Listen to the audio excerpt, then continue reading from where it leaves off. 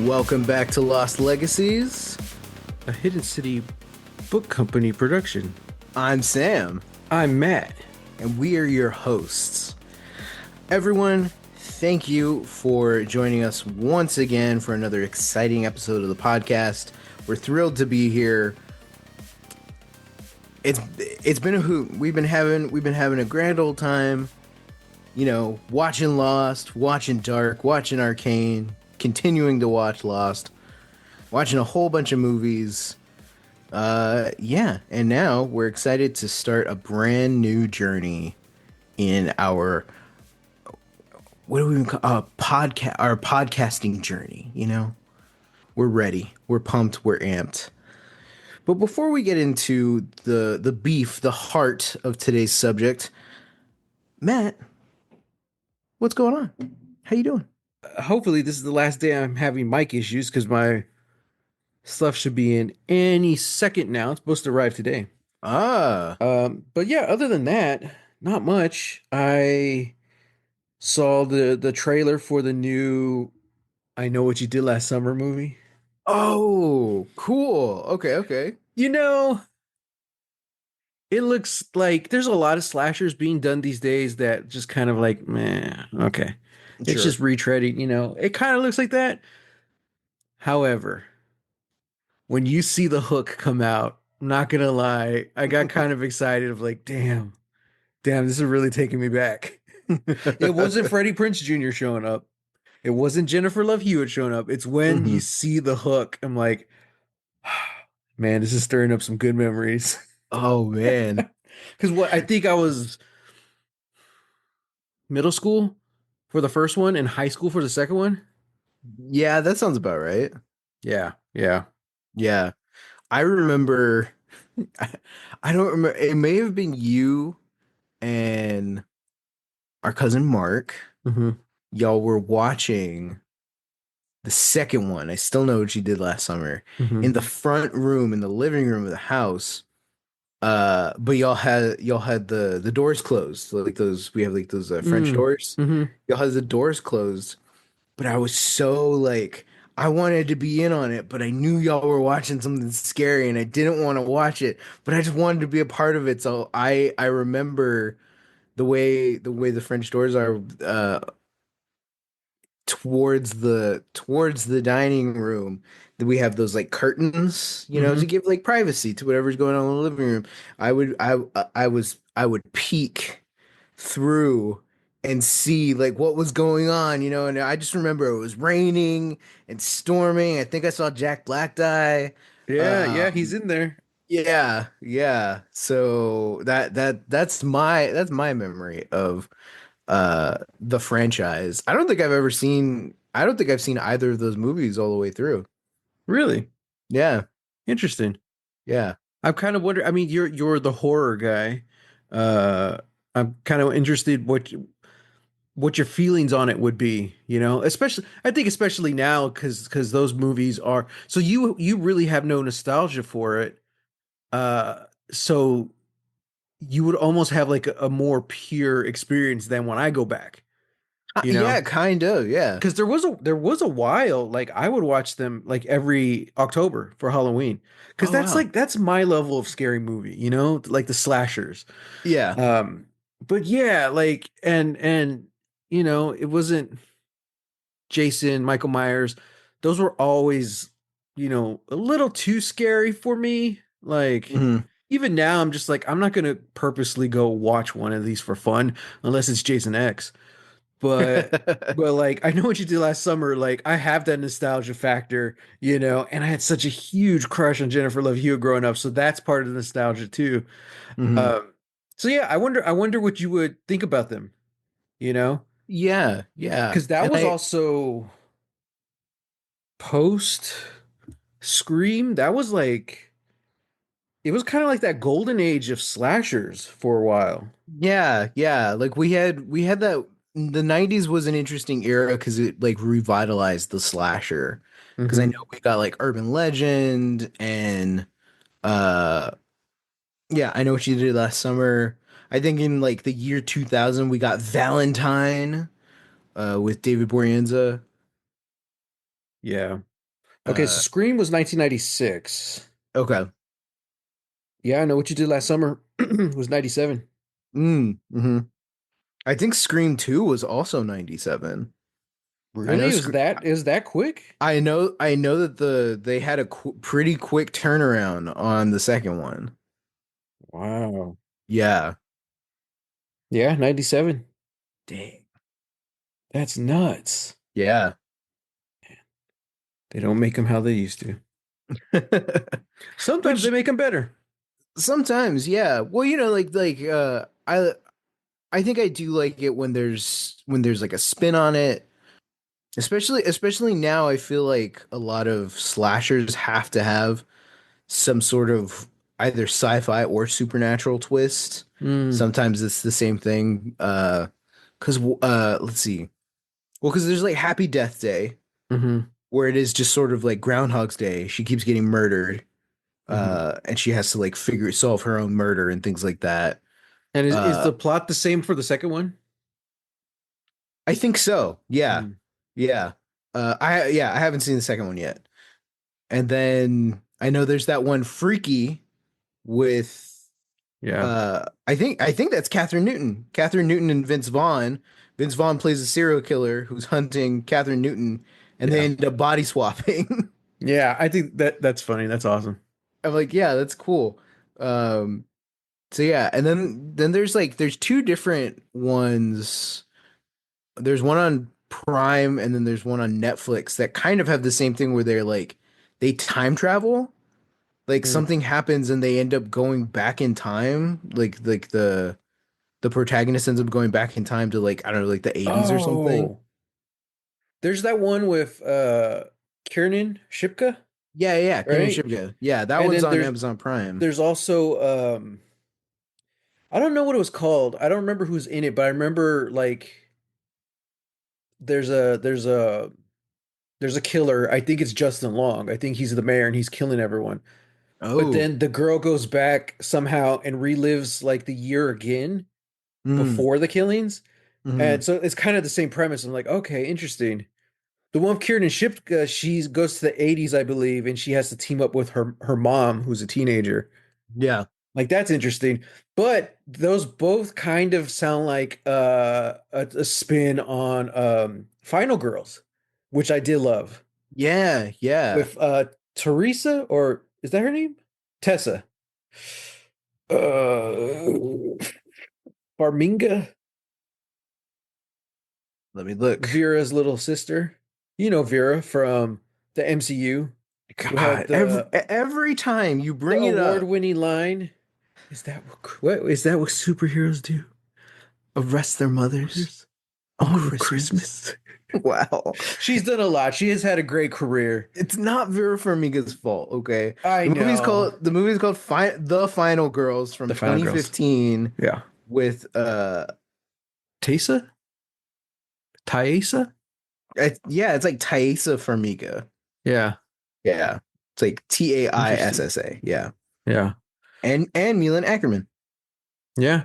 And the guy was he's from Vikings. I forgot his name. But Adam Devine? no. No.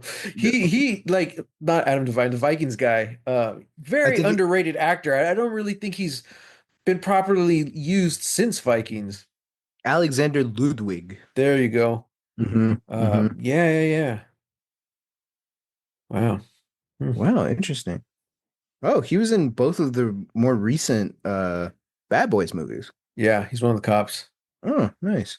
He's in a movie coming out with Daphne King, I believe. It's kind of post-apocalyptic. Yeah. Anyway, back to slashers. What were we talking about? How did we start talking about this? Oh, I was uh just talking about the trailer. I know what you did last summer. yeah. Um, yeah, man. Uh, oh, that's right. We were talking about like how slashers have to be like genre nowadays. Like, Kind of, yeah. yeah, Yeah. I kind of feel that. What was the time travel one? It was a Spanish film. I think it was Spanish. Time Oh, Crimes? yeah, Time Crimes. I don't know how you say that in Spanish. Uh it's like it's Chronos Criminales, something like that. something like that, yeah. That one, it's Interesting. It doesn't really feel like a slasher. Did you ever watch it? No, no, I haven't seen it yet. I think I watched something where they ended up talking about like surprise time travel movies, and that was on there. So I was like, oh, interesting. Um, It's Los Chrono Crimenis. I don't know how to say it. Um, yeah, that one's different. I'd say it's more a time travel movie than it is a slasher. I think part of the requirement of slashers, now I may be wrong about this, but I think one of the mhm. requirements is large cast because you need to have a body Mm, count.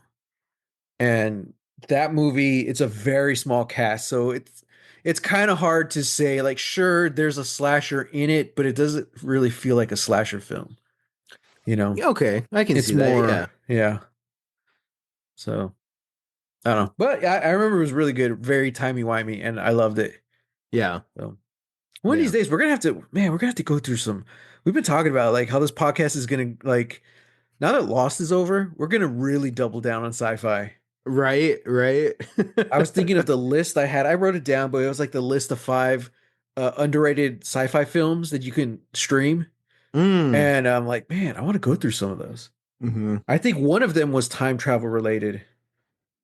Like, Interesting. I don't remember. I think it's who's the cast? I don't even remember.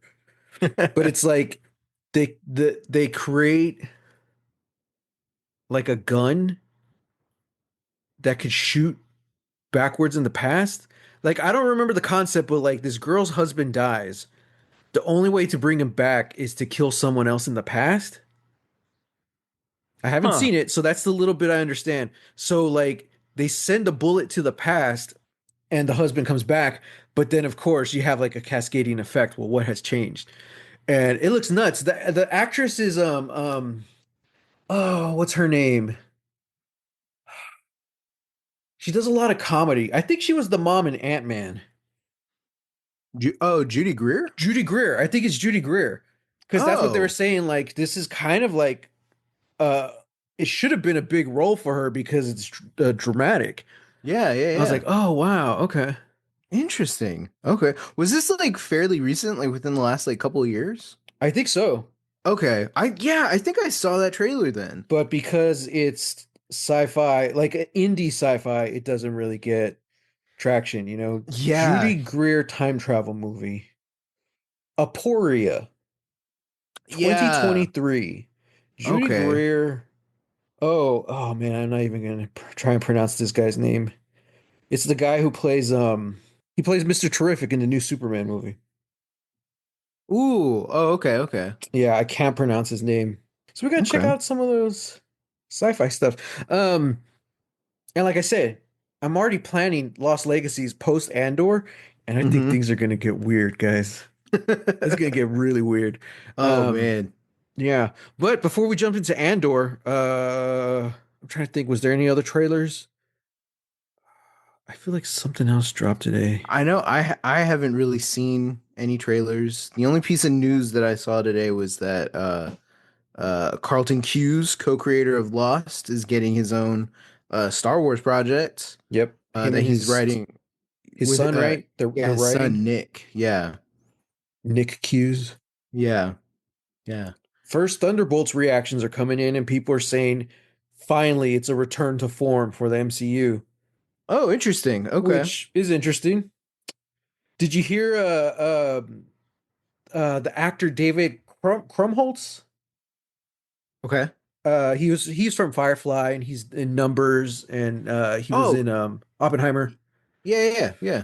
Yeah, he's in the new Supergirl movie and he released he got a picture. I don't remember the name. Quorel? No, I don't think he's Zor-El. I don't know. He's playing a Kryptonian. So he showed Oh, a picture okay. of his chair with the character name, but also had the logo on it, Mm-hmm. which is cool. It's kind of like it's very similar to the main one they're using in the Superman movie, just Okay. a little slanted. It looks a little faster. Yeah, it's very angular. Yeah, and like James Gunn and all them were teasing it and saying like we're going to see a different version of this story where Superman he's raised on a farm with two loving parents. Mm-hmm. Kara, Kara, I don't know, Kara, Supergirl, she's raised on a rock floating outside of Krypton. She has to Hmm. watch all her loved ones die. And then she's sent to Earth as a young girl. So we're going to see a much different approach to like that super origin story. And we might see a Supergirl that's a little different than what we're used to. It's like, Interesting. oh, I thought what was cool. I don't know if it was New 52 or not, but that Supergirl joins the Red Lanterns. And I thought that was rad. I'm like, Yeah. if you have any hero who has the right to rage, it's her, you Mm-hmm. know? Especially if she's a teenager and all those emotions teenagers are already feeling, Mm-hmm. on Mm-hmm. top of having her entire race and planet destroyed. It's like, oh, geez, man. Yeah. Frank Castle and Supergirl, like, man. And then Guy Gardner for some reason. Oh, yeah, that's weird. Yeah, Well, it's he because was a his Red haircut. He Lantern. gets picked Yeah. on too much. Dude, just change your haircut. Yeah. No, Sam. All the magazines say that I need to be loved for me. It's everybody else that's wrong. When Yeah, somebody tells you you're wrong, you double down. exactly. Oh man, Uh, Guy Gardner has a Manosphere podcast. You just know it, or at least a subscription to somebody with a a podcast like that. I have thought about that, like which heroes would have a podcast. Booster Gold has one. Booster Gold for sure, and that one's got like it's got five different ad breaks, like in the beginning, in the middle, right at the Dude, end. I know. You know him, I man. hate that. That's the one reason I stopped listening to the Friendship Onion with Dominic Monaghan and Oh, Billy Boyd. yeah, It's yeah. just too many ads, dude. And I'm like, guys, it's so difficult to make money off of podcasting. Hmm. Like, why are you trying to make money off this podcast? Yeah. Now it wasn't them. It was because they were working with a company to do it. Mm. Yeah, yeah. So it's just like, don't even try, man. Unless you call her daddy. But even then, that turned into like a media empire. Because just Yeah. one podcast on its own isn't gonna get you money. Trust Yeah. me, we know. We've been doing this for how long? I know. What's our bank account look like, bro? Right? We're in the red. Still? Ugh, always and Wow. forever. One of these days we'll break One of these even. days. Yeah. It's the So goal. a lot of good stuff. I'm excited. I want to see Sinners. I want to see Yeah. Warfare. I want to see there's another one I want to see like in theaters. Hmm. It just I don't know, it kind of feels like things are starting to come back. And the fact that Sinners has done so well, Hmm. I'm like, Hmm. okay. It's a little bit of it doesn't really have a lot of competition on top of the fact that like a lot of people really want to see it, you know? Yeah. So it's like, Yeah. okay, cool. Um, yeah. So I don't know. Yeah. Yeah. It kind of feels good to oh, I guess Thunderbolts, maybe that's what I was thinking. I don't know, it's just some kind of normalcy in like the crazy world we're living in. True. Speaking of crazy worlds, Speaking of crazy worlds and normalcy, let's uh let's kick off the new normal for the next couple of weeks of us here at Lost Legacies. That's right, yeah. everyone. We are talking about Andor season 1, episode 1, Casa, in which we are reintroduced technically to Diego Luna's fantastic Cassian Andor, who has a really rough day Yeah. and kind of makes it everybody's problem. Yeah. Now, Yeah. I've seen this before, as we've said, this is kind of an inverse that we're doing. Matt watched Lost, and I was watching it for the first time. I have seen Andor twice. This is going to be my third time watching. This is Matt's first time. So, Yep. Matt, what'd you think? First impressions? Well, first off, almost automatically, uh, I was already digging it. Like the opening shot, or Hmm. technically it's not even opening shot. It was, I guess, like the title card. Oh, yeah, yeah, It just yeah. kind of Like, looks like a planet in the distance, and then it turns into the Rebel logo. But the mhm. music, I was like, mm, And this then doesn't it this kind of doesn't does like feel a like Star Wars. yeah. Okay, and then like it starts on the planet and then everything's night. Very Blade Runner, that whole opening, just Yeah. aesthetically Ooh. speaking, I'm like, Mm-hmm. okay, I really like this. I love that whole opening sequence. I'm like, rad. This is Mm-hmm. what I was okay, so while editing last week's episode, once again, I didn't really, I think, get my point across the way I had meant. I Okay. think I came off as very much like just kind of antagonistic and I hate all Star Wars, blah blah blah. That's not what I meant, guys. We record this after work. I'm usually tired. That's true. So Yeah. oh well. But I like this because it was fresh, it was new, it doesn't feel like Star Wars, and that's a good thing, you Mm-hmm. know? Um yeah. I thought of points to bring up to kind of redact what I said last week, but I don't remember any of them. So we're just powering on through. Wow. Uh yeah. So yeah, no, it was good. I like it. It was a odd episode. I was really enjoying it until it ends. I was like, wait, what? That's it? Yeah. That's it? Yeah. Like it definitely feels like it's great. I loved everything. I love all the new characters. I love this like the world building they're doing while also kind of keeping up with the Cassian plot. Mm-hmm. And I loved absolutely everything about it until it just ends. I was like, "Oh, okay." I mean, it, it's not a cliffhanger, but it's an ending enough to say like, "Okay, that's where this chapter ends." Um Yeah. and just enough questions to make you want to keep watching. But it's just very odd. I'm like, "Huh, how many episodes are in the season?" 12. So yeah, that's kind of my only complaint. I'm like, it doesn't feel like a complete story, which granted shows are just chapters of a bigger story, but like Yeah. I can't tell you what like the beginning, middle, and end were. Like it really feels like it doesn't even feel like a part one.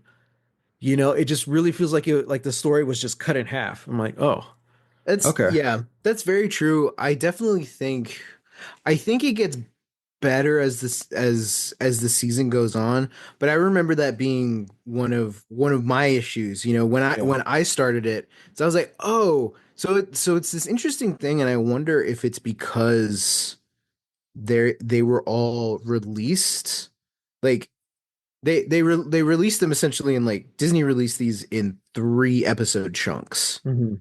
And I wonder I I don't know, like it's interesting because I've never actually done it, but I wonder if like that's how you're meant to watch it as like, okay, I'm gonna watch these 3 episodes tonight, and they are effectively, if you do that, like it's effectively like a movie. Yeah, I'm really curious. Like, I don't know if you know the answer, but like, are the writers and directors doing them in chunks of three, or Mm, is the next episode a different writer and different director? Because yeah, because when I heard about that as well, I was like, that's interesting. I don't know why they wouldn't do like 4 movies, you know? yeah. Um, because we see that in animation, and we saw that like in Arcane. But so I don't know. It's just I don't know. It's just odd.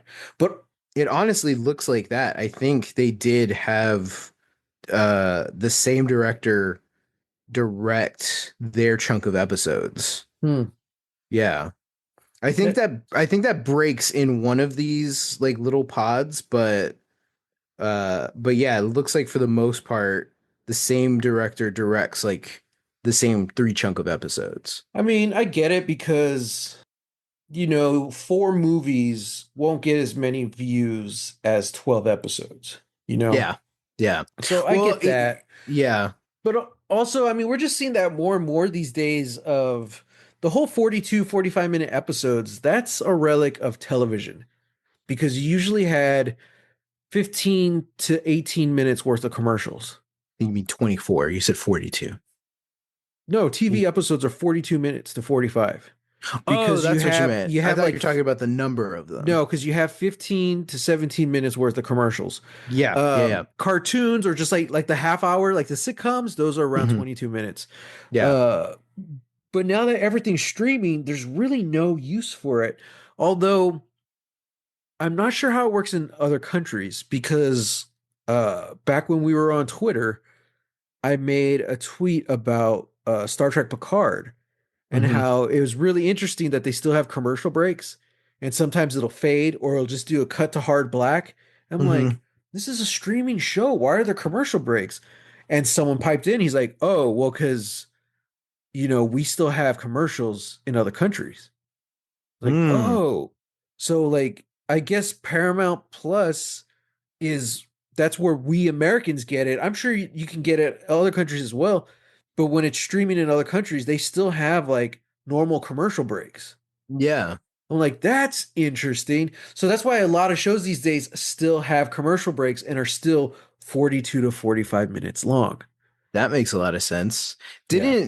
Didn't Picard, at least the first season, also air on CBS before it went No. to Paramount? Really? Nope, that was one of their big draws. Or Oh, yeah, no, that's part of the thing. Like they're like, no, if you want to watch Star Trek, you got to you get you got to get the app. the You got to app. get Paramount Unless I'm Plus. mistaken, but I'm pretty sure because like Star Trek is like their biggest hitter because this Yeah, was before they had Yellowstone or Yellowstone was Yellowstone's not even on Paramount. yeah. All the spin-offs are. Hmm. But Hmm. Yellowstone I think is NBC. Yeah, So yeah, man. that's before they had Tulsa Kings. Yeah. Yeah, Um and 1923 and 1605 and 1883 or whatever. 1700 BC, like I don't know, they're just years. I guess I'll watch the years in order. 1 AD. Yeah. Yeah. Well, speaking of years, I thought it was is interesting because this takes place in BBY 5. And I'm Hmm. like, wait, what is that? And I was gonna go look it up. I was like, oh wait, before Battle of Yavin. Like, Yeah. okay. Okay. Which let me take this moment to rail against the the year system of Star Wars. I have never liked how they measure time. Yeah. They essentially do like a BC and AD, Yeah. but it's before the Battle of Yavin and then after the Battle of Yavin. So really it's Yeah. like New Hope is where we're starting the time metric. I'm kind of interested, like I don't understand. I I think guess it's because that's like the first big blow against the Empire that like really stuck. well, I would imagine so, but like what who cares when we're talking about the prequels? You know? Like what in universe, Well, what they are never we use it in calling the it? movies. That's the thing. Yeah, yeah, but It's like in universe, like what are they calling it? Like oh what is the year system? yeah, Because that's what I want that's to know. like the BBY is for us. So Yeah. that we know, hey, this takes place 5 years before the Battle of Yavin. It's like, cool, but what does everybody else in universe use to measure years with? I don't know. It's just weird hearing you say BBY. You know what that stands for, right? What? Bubble butt Yoda. I don't Did know. you just make that up? Yeah, I was like, what does BBY stands for? Yeah, like I don't know, but they probably did something like for like the New Republic and the Old Republic, like Yeah. something weird. I was just thinking about this after that, like BBY. That's kind of weird because it's like, well, what year were you born? It's like you have to count backwards. It's like, Yeah. well, I was born 16 years before the Battle of Yavin, and it's now 10 years after Battle of Yavin. So I Hmm. guess I'm 26, you know? Yeah, it's like I'm 20, technically I'm 10, but Yeah. realistically I'm 26, Yeah. you I know. just had this thought in my head, dude, of like, the crucifixion after Christ dies, and you have this one nerd out there with his glasses and his sandals. He's just Hmm. like, and his stone tablet, he's like, he just dries his tear and he starts carving 1 AD. That's true. And yeah, if you think about it, there was I don't that know. They 30. weren't carving in stone. They had parchment. Yeah. Well, no, they still had stone. Really? They're Oh. still doing that. I just saw this really cool video of how they did like ancient Sumerian. Hmm. Like it's essentially like sticks, and it's like the sticks are a certain shape, but then it's also like the pressure you put on them changes. So like the little quote unquote letters or whatever you want to call Oh, them, wow. the Yeah, symbols are yeah. all different. I Like was the like, wow, indention of it. Yeah, yeah, like that's wow. nuts. That's incredible. Yeah, That's really cool. yeah. I love that. You know what's not really cool? Hmm. Murder. I don't know. I kind of dug it. I liked though how like scared Cassian was. I'm like, okay, he's not like the badass rebel like we've seen him. Hmm. This is the origin story. So like when he accidentally kills this rent-a-cop, it's like, ooh, that's not good. And then he just Hmm. murders the other one to like cover it up. I'm like, oh, but you could see the fear in his face. I'm like, that's nice. Hmm. That's a nice start. It would have just been weird if he just straight up like murked them in the first 5 minutes. I'm like, well, it is about revolution, but it's nice Yeah. to see that like no, like this is still new to him, and Yeah. that kind of sets off I'm guessing a chain of events because everything in this episode is him trying to just like deal with it. Like Hmm. nothing's coming for him yet, you know. I mean technically that one cop nerd is, Yeah. but like he's just being prepared. He's like, hey, I got a ditch, like just to be Yeah. safe. Yeah. So It, yeah, it is interesting too because I do remember that was sort of a big point of contention when Rogue One came out, yeah. because that's technically how we're also introduced to Cassian in that movie. I don't Like remember. I don't he's remember get his interest. he's getting information from a source. The conversation gets heated, and I think like two stormtroopers show up, Mhm. and he's like trying to sweet talk his way out of it, and then he ends up killing the stormtroopers, and then his source is like freaking out. He's like, "It's okay, don't worry, we're gonna get out of here alive," and then he just kills the source, Mm, and then he like like kind of looks around real quick, like he takes it in. He's like, "That happened." Okay, and then he like climbs yeah, climbs his way out, and it's like I remember having conversations with people where it was like it's a lot different. Like I know we all kind of like it's pretty much a meme at this point. It's like Han shooting first or Greedo shooting yeah, first. yeah, um I remember George Lucas's reasoning behind that edit in the special edition is that like that's such a grisly thing to have to introduce this character with who's a hero. yeah. He's like a co-lead of the movie. Hmm. And you introduce him by him just like murdering somebody.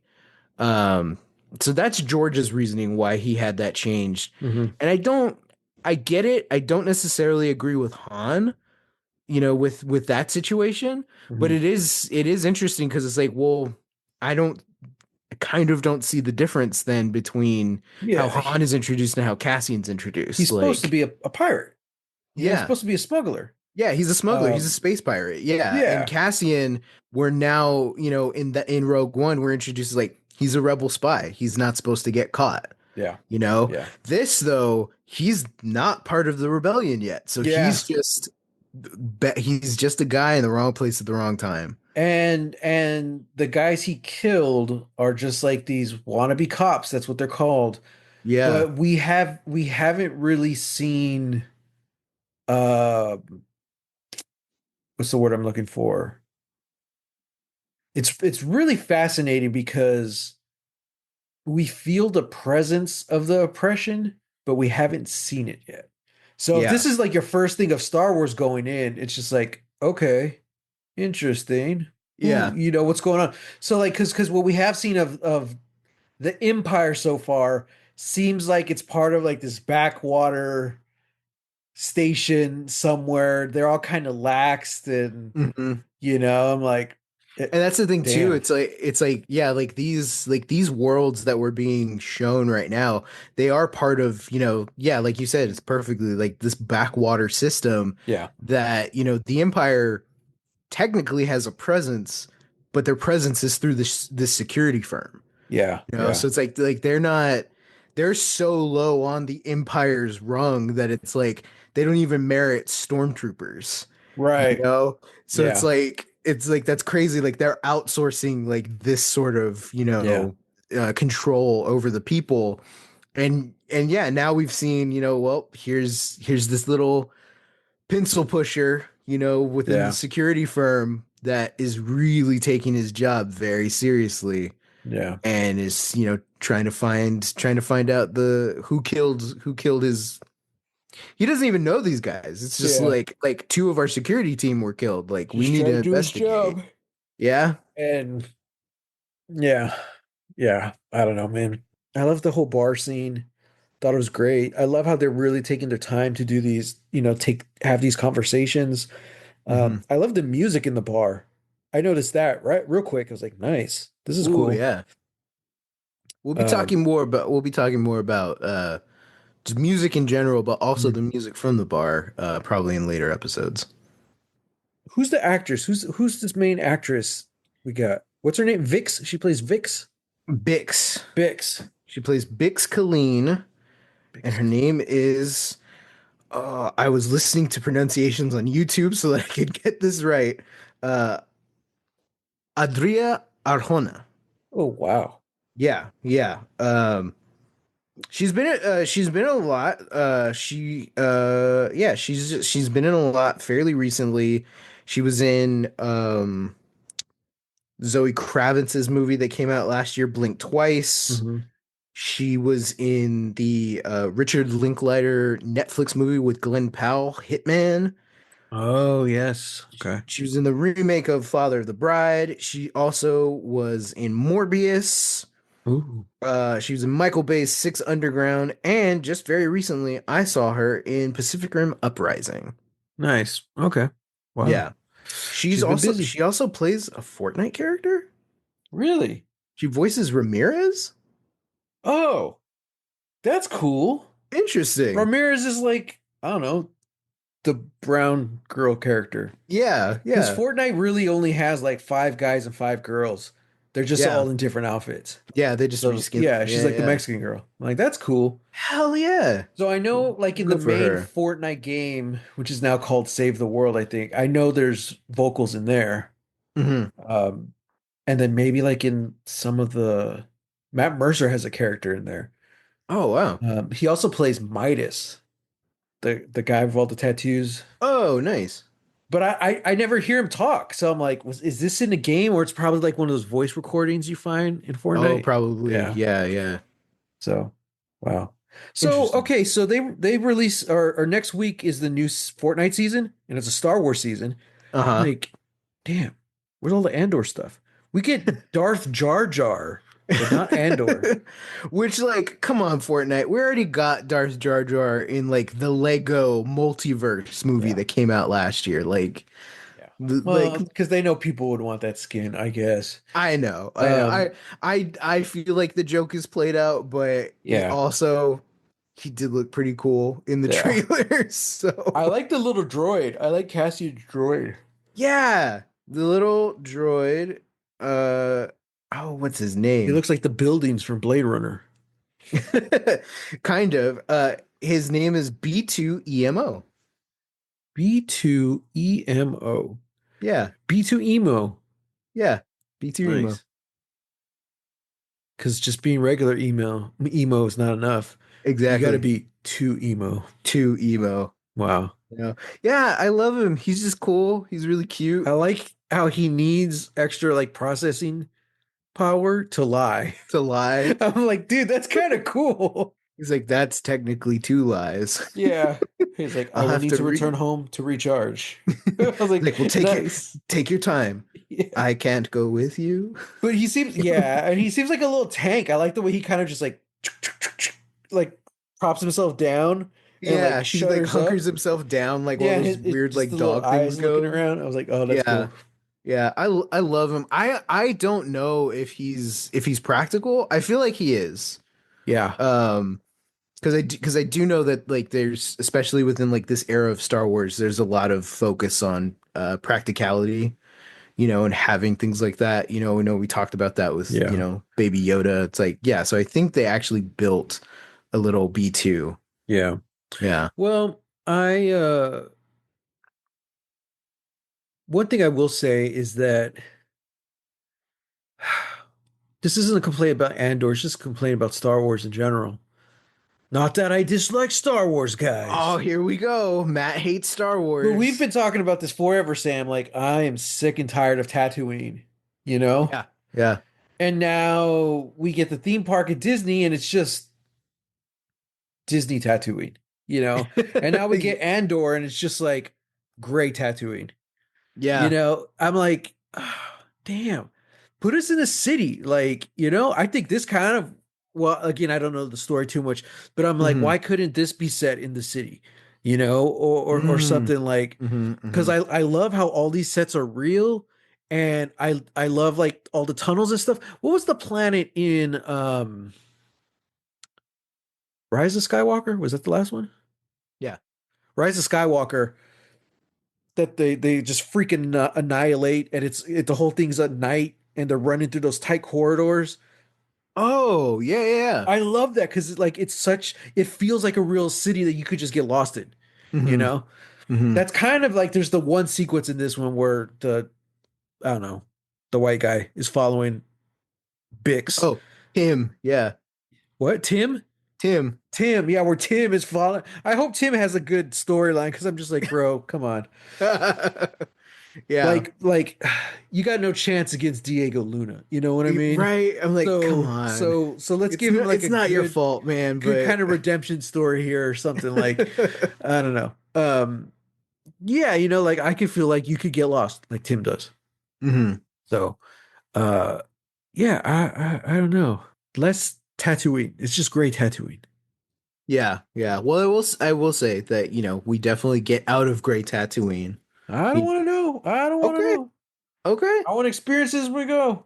All right. Um you already told me that there's a heist at some point, so I'm like, all right, I'm looking forward to it. Um Yeah, it's gonna be interesting to see what happens with like the kids. I'm glad that they don't use subtitles. I'm like, yes, this is what I'm all Yeah. about. Yeah. If the acting and the writing is done correctly, we don't need subtitles. We'll figure out what they're saying. Hmm. So I'm like, all right, kudos there. Um, yeah. And I'm just kind of curious to see like who of those kids are like still around. You know, like Hmm. is Bix one of those girls? Hmm. In the beginning. Hmm. We know we can assume that the little one is the sister. Uh, but I also noticed there was a white kid on that beach. And I'm like, is that Tim? Is that Tim? He's the only white kid there. And he's the only white guy in the city. So do the math. Right, Uh, right. Process of elimination. yeah. So Token white guy, it's gotta be Tim. yeah. Oh, and because of Star Wars, it's Tim with two M's. Oh, okay, yeah, that makes Yeah. sense. Yeah. Oh man, yeah. Yeah, like I feel like there's really not a lot to talk about in this. This one's interesting, and I kind of knew that going in, um, where it's like I'll say that, like, these first two episodes, they are kind of a little hard to start off a season, just to like, keep it on the first episode, because it's like it is like you said, Yeah. we're getting into it and we're so into it, and then the episode ends. Like, Yeah, oh, and okay, I like do so. remember when the show came out. A lot of people didn't finish it. And Mm, I don't know how far they went or what, but even some reactors I watch, like they're like, no, I don't really mhm, have time for this, or just for whatever reason.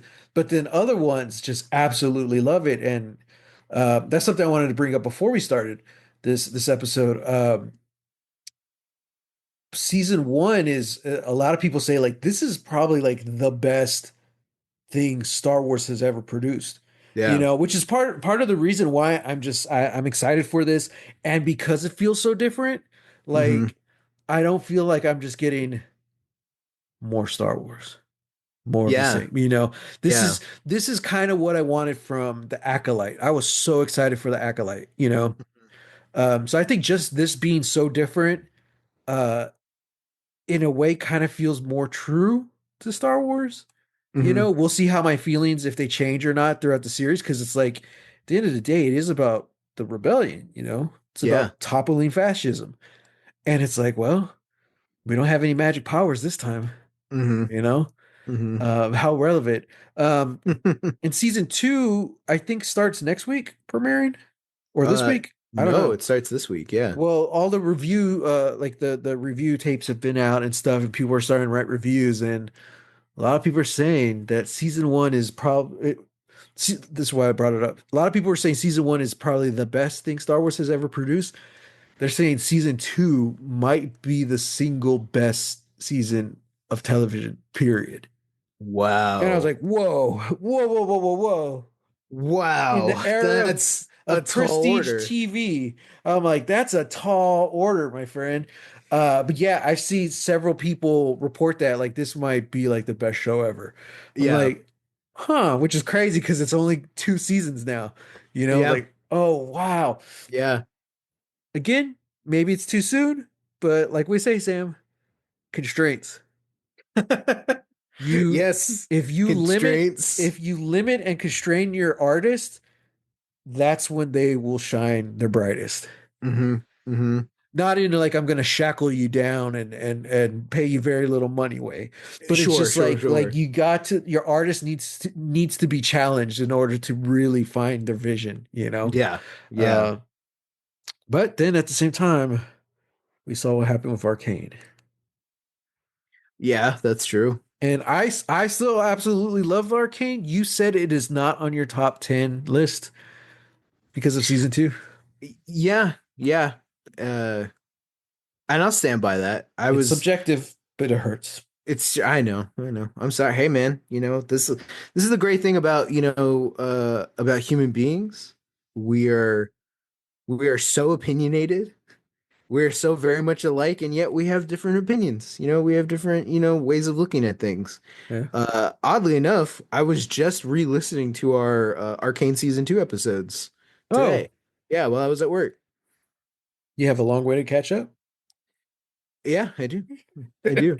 But yeah, yeah, like, and yeah, like, it was just making me think, like, yeah, like I would really like to go back, kind of just rewatch both of them back to back. Yeah. Um, Especially now that you know how it ends, and yeah, I yeah, wish I just had rewatched season one before season two because there is a lot of like I mirroring. definitely feel that too. Yeah, Yeah. I should have hunkered down and done a rewatch, but well, next time.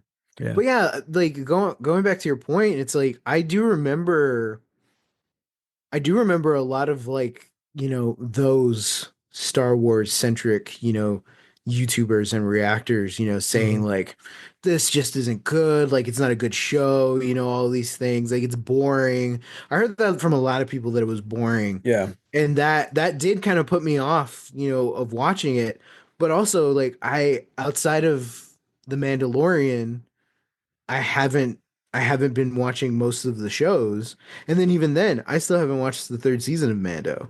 Yeah. You Yeah. know? So like I am also the furthest away I've been from Star Wars. Hmm. And yet Andor was kind of the one that's re-sparked that interest because I was hearing a lot of other people saying like this is really good. Like this is a good show, doing all this stuff. And I don't know what it is. Like, I think Star Wars is one of those properties where I feel like, I guess much like anything, like there's a clear divide about what people want from it.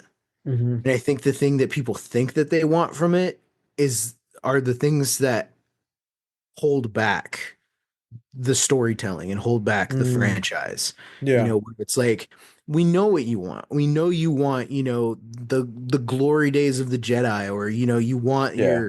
you know you want your show that feels like New Hope, you know, all this stuff. Yeah. You want that, but at the same time, it's like there are only so many of those stories that you can tell before it's like, okay, now we've got to do something new.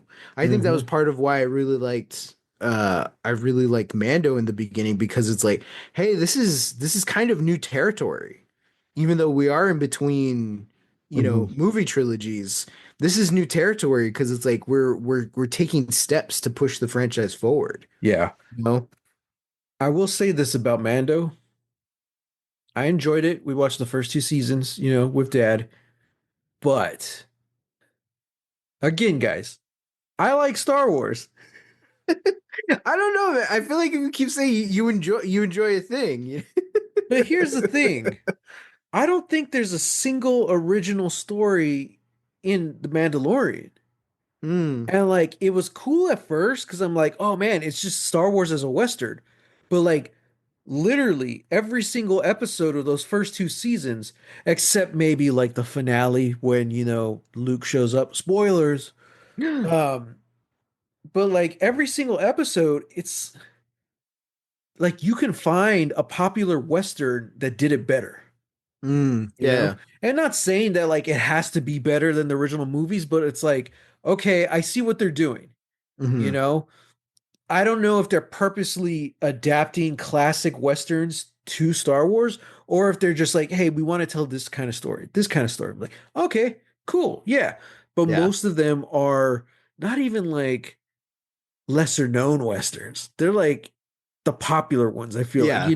Yeah, it's like straight So up like good, the bad, and the ugly. yeah, and I'm just like, okay. I'm like, all right, that's fine. But like by the time we get season three, it's like, how many more are we gonna get into here, Yeah, yeah, yeah, And yeah. also I was just really turned off by the fact that I had to watch the book of Boba Fett in order to start season three of Mando. Yeah. I'm just like, that I don't like that. I don't like that at all. Yeah. And I and Even Marvel's not that bad. yeah, yeah, you that's know? true. Like even as, I myself am a Book of Boba Fett defender, Yeah. because I absolutely dug that series. Mhm. Sophie Um Thatcher was in there. yeah, Sophie Thatcher was in there. Yeah, yeah.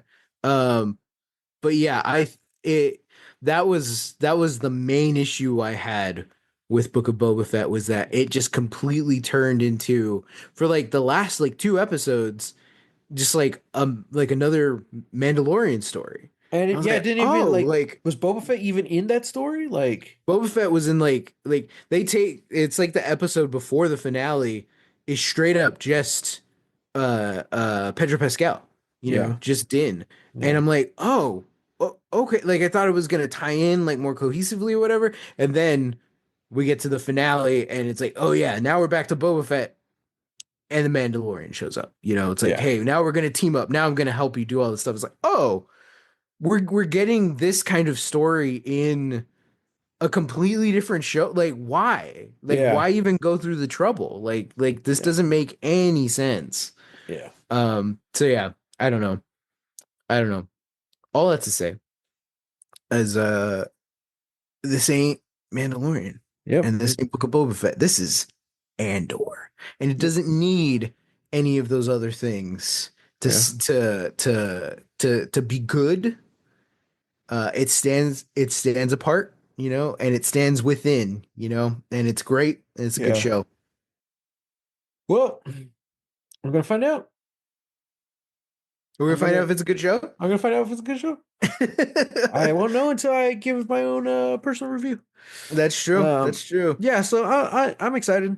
I'm excited because it just feels really fresh, and I'm just ready to go. I'm like, all right, give Yeah. me some good Star Wars stories, Yeah. So yeah, Well, yeah, we'll talk about it more, because I feel like, yeah, like there's a lot of just like threads on the ground that it's all that set up. This yeah, whole yeah, episode is set up because it's the first yeah. one. Um, Yeah, it's also, and different than a way, different than, I feel like a normal pilot would, where it's like yeah, we've introduced the incident that is going to lead us into the rest of the season. We're building out our cast. who are gonna be the players in this. But yeah, I feel like delving into anything else will require more episodes. Yep. So we will talk about all of that, and maybe we'll find out if Matt really loves the show next episode when we talk about Andor season 1, episode 2. That would be me, in which Cassian attempts to lay low on Ferrix, and it doesn't quite go as planned. Of course. Of course. I don't know if we want to do MVPs Oh wow, I didn't even think about it. because I Um, I realized we like almost entirely dropped MVPs from Lost yeah, like that final season. for a good portion. Yeah. Yeah. Um, Uh, but also Lost that final season, it was a lot of ensemble stuff. that's true. Um, Yeah.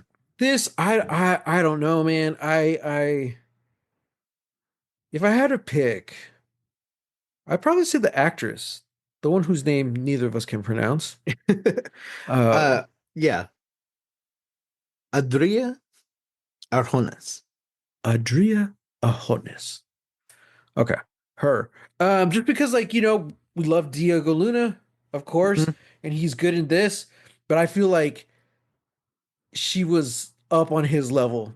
This in that scene, I really love that scene together, Yeah. and she even owned that scene. Hmm.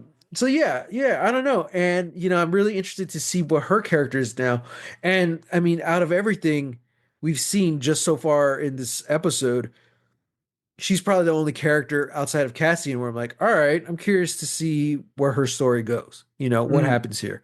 Hmm. I don't know. We introduced his friend or whatever. I'm like, he's probably gonna die. But yeah, Who? the friend who he's telling to cover for him and stuff. Oh, Um, yeah. Brasso. yeah. So Yeah. so yeah, I don't know. Hers was the only character that like I felt like there was just enough info like to really.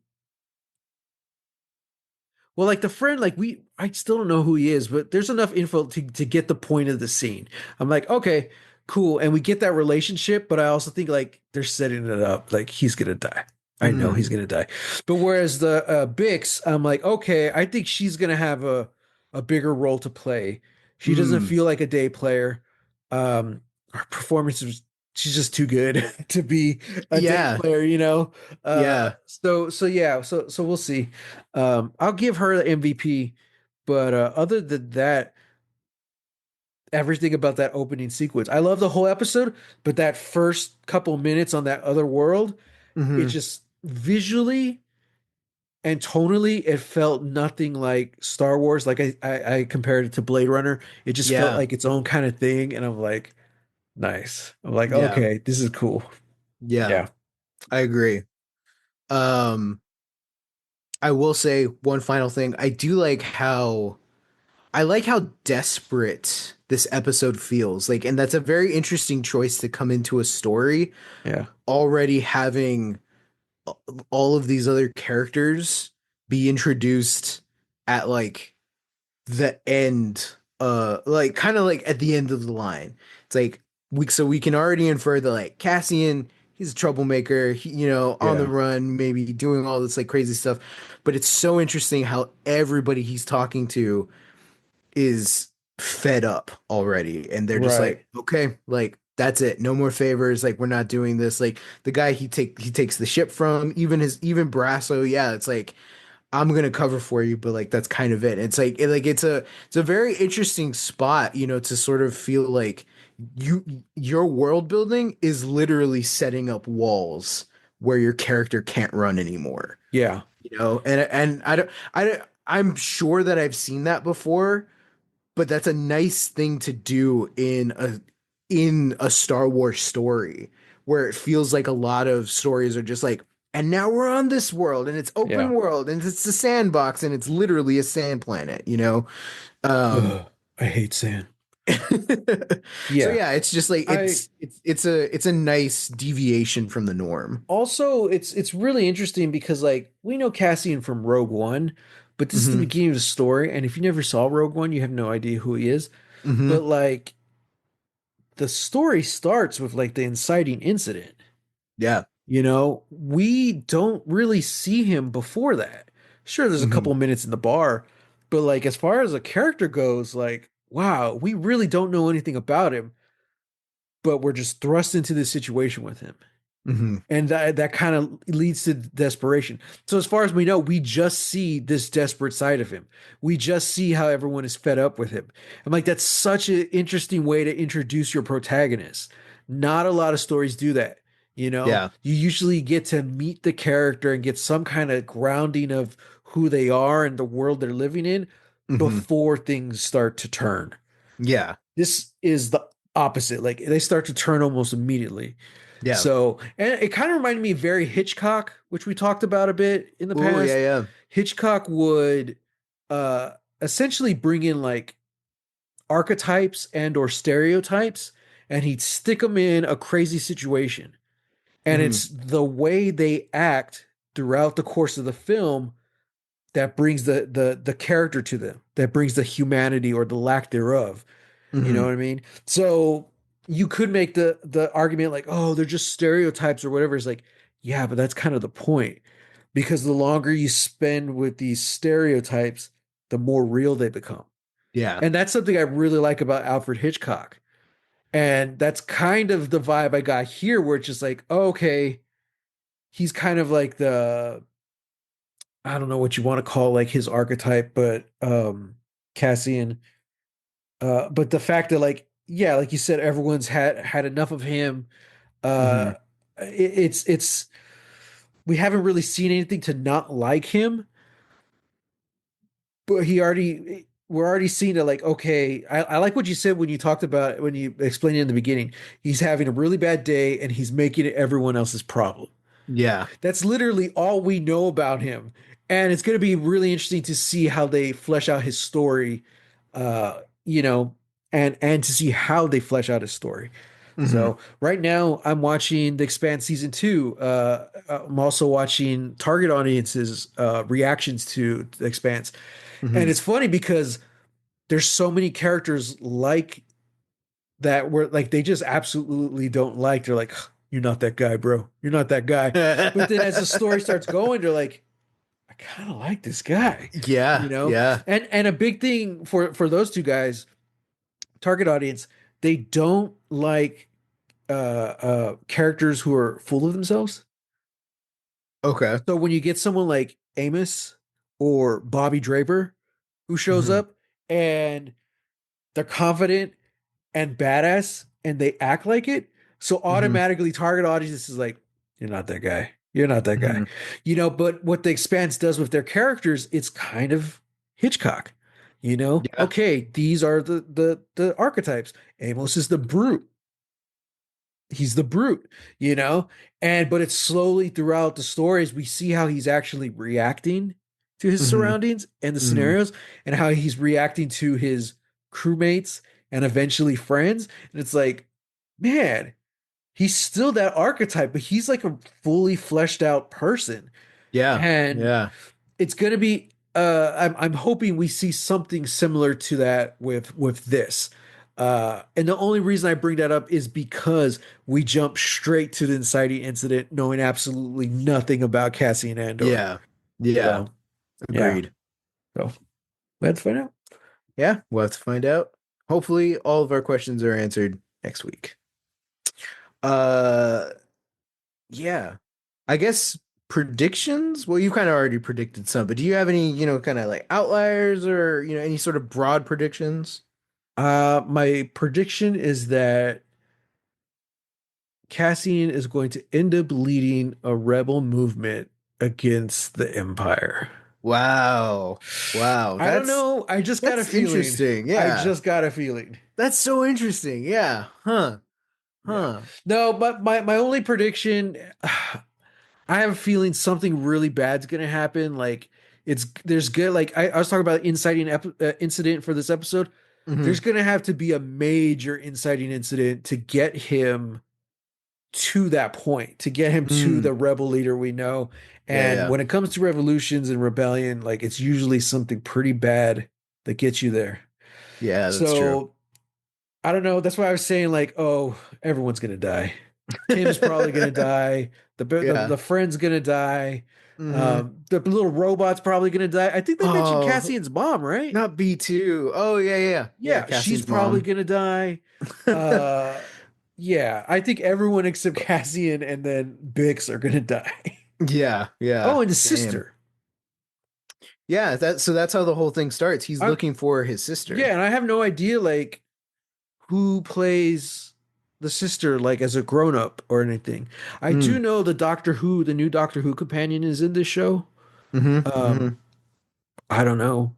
Mm-hmm. She's not Mexican, but there's no Mexicans in Star Wars, so maybe well, they're like, well, she's still brown skin, so maybe she's the sister. Um, It- I don't know. yeah, but yeah, you know what? Hey, in Rise of We Skywalker, it might turns find out the out. one black girl was also Lando's daughter, so who knows? We're not going to talk about bad Star Wars Yeah. projects on here, all right? However, the actress from um Doctor Who, who's now Doctor Who, and she is in Andor. I first saw her in Strike Back, and I liked her. Oh, cool. Yeah, I think seasons 5 through 7. I don't remember how many years that show went on. But It yeah, went on she was for a while, yeah. no, she was on the last 2 seasons, I believe. Mm. She was like the tech girl. Oh, I'm like, nice. okay, cool. Yeah. The proverbial man in the van. That was her. Guy in the chair. Yeah. Well, listeners, thanks for joining us on episode 1 of our new adventure, our space odyssey, sort of. Hmm. Uh, yeah, we're thrilled to have you aboard. If this is your first time listening to the pod, welcome. We're glad you're here. Hope you stick with us. Matt and I have talked about a lot of different, sci-fi stuff. Our main conceit was we watched the ABC original series Global Phenomenon that was Lost. We just wrapped that up. Go watch it. Go check it out. Go check out our episodes on Dark. Go check out Arcane.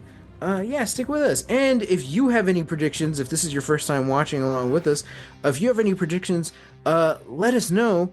We're on most of the socials. Just type it under hashtag Lost Legacies, and we will find it. Yeah, and as always, you can find me on Threads, Instagram, and BluSky at Real. That's REEL Texas Weirdo. I'm on Instagram and Threads at Holy Hand Grenade of Antioch and on Blue Sky at Matthew Jimenez. And until next time, oh man, we need to sign off. Yeah, until we find something better. Get Get lost.